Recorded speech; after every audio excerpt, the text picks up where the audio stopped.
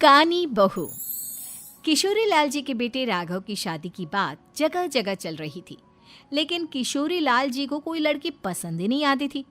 और उसकी एक ही वजह थी, किशोरी लाल जी का लालची होना। उनको लड़की वालों से मोटा दहेज चाहिए था और इसी चक्कर में एक दिन वो एक बहुत पैसे वाले के घर अपने बेटे का रिश्ता लेकर पहुंचे।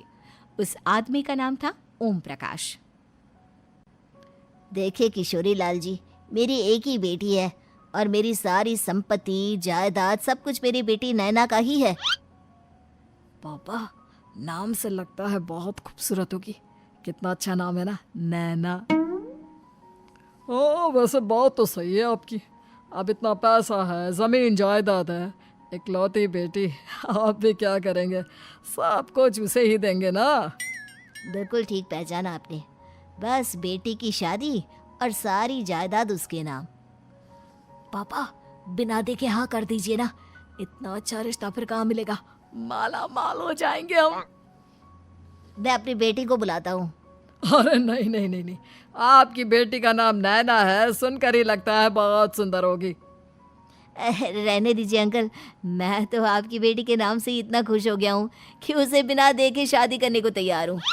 अब तो मैं उसका चेहरा सीधे शादी के बाद ही देखूंगा। और इस तरह राघव नैना का चेहरा नहीं देखता और उससे शादी कर लेता है। शादी के बाद अपनी सुहाग रात पर जब राघव नैना का घूंघट उठाकर देखता है तो नैना की आंखें बंद थी। कितनी खूबसूरत हो तुम नैना, जरा अपनी आंखें खोलकर मेरी तरफ देखो तो सही। नहीं, मुझे शर्म आती है। अरे, मैंने तुम्हें शादी से पहले भी नहीं देखा, और अब अगर तुम आंखें खोलकर मुझे देखोगी भी नहीं तो मुझे अच्छा कैसे लगेगा? इससे पहले कि नैना अपनी आंखें खोलकर राघव की तरफ देखती, अचानक से लाइट चली गई और राघव नैना को पूरी तरह से देख भी नहीं पाया। अगली सुबह नैना राघव के लिए नाश्ता बनाकर लेकर आई। अरे ये क्या, आधा पराठा सेका हुआ है और आधा बिल्कुल कच्चा। ये तुमने क्या किया नैना?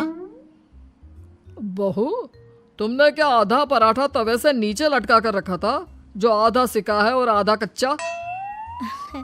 मुझे जितना दिखेगा उतना ही तो सीखूंगी ना पापा जी। जहाँ जहाँ मुझे नजर आ रहा था वहाँ मैंने सीख लिया, जहाँ जहाँ नहीं दिखा वहाँ कच्चा रह गया होगा। इसका क्या मतलब है? ये कैसा मजाक कर रही है तुम? अरे बहू, तुमने इतना लंबा घूंघट क्यों लगाया हुआ है?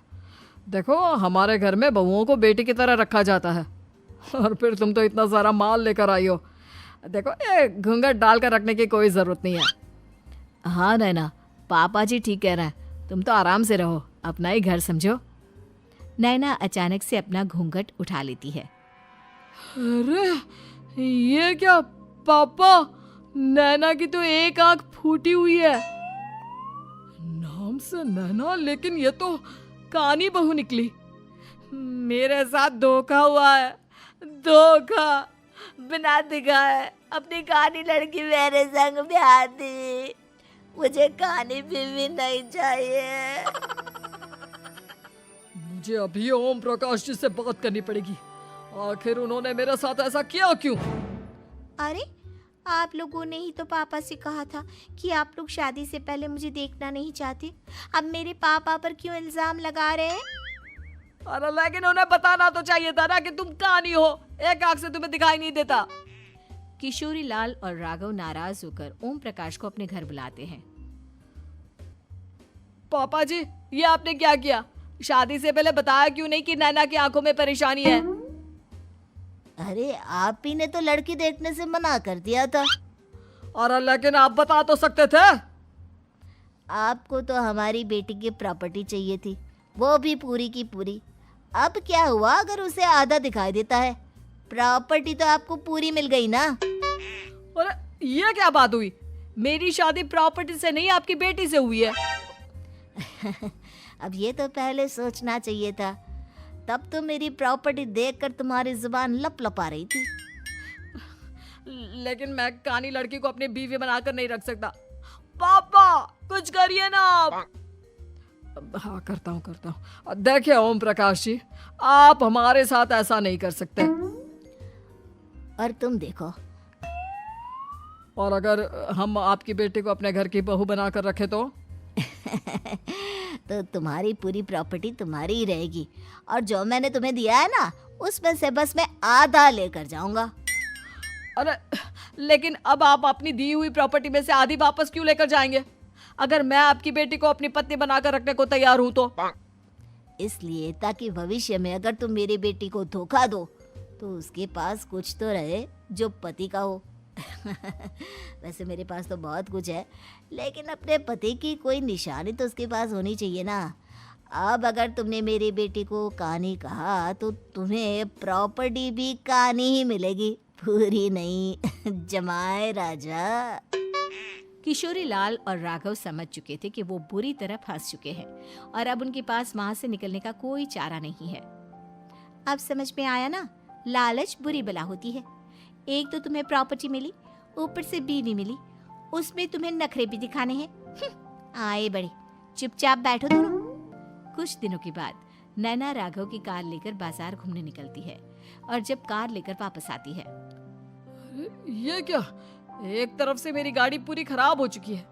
लगता है तुमने मेरी गाड़ी को किसी दूसरी गाड़ी के साथ एक्सीडेंट किया है। अरे अरे, कितना बड़ा नुकसान कर दिया तुमने बहू। वो क्या है ना पापा जी, मुझे एक आंख से दिखाई नहीं दे रहा था, सामने से गाड़ी आ रही थी। मुझे तो सिर्फ आधा ही दिखाई दिया और वो गाड़ी मेरी कार से रगड़ते हुए निकल गई। अब मैं क्या करूं बताओ? आप इसे ठीक कराने के पैसे कौन देगा? तुम्हारे पापा। तुमने मुझसे इस तरह से बात की? अभी रुको। नैना राघव की शिकायत ओम प्रकाश को कर देती है। देखो राघव, अब जो मेरी आधी प्रॉपर्टी तुम्हारे पास थी ना, उसमें से आधी और मैं लेकर जाऊंगा, क्योंकि तुमने मेरी बेटी को डांटा। अरे नहीं नहीं पापा जी, गलती हो गई, माफ कर दो। गलती की तो कोई गुंजाइश ही नहीं। अगली बार मेरी बेटी को डांटा तो बची हुई आधी में से आधी और ले जाऊंगा। लालच के चक्कर में हम दोनों ने बहुत बड़ी गलती कर दी बेटा। एक तो तुम्हें कानी बहू मिली और ऊपर से जो माल मिला वो भी काना। इस तरह राघव की हर एक गलती पर ओम प्रकाश उसकी प्रॉपर्टी का आधा आधा हिस्सा लेकर अपना सारा माल वापस ले गया और राघव को कानी बीवी से काम चलाना पड़ा। भाई लालच वाकई में बुरी बला है।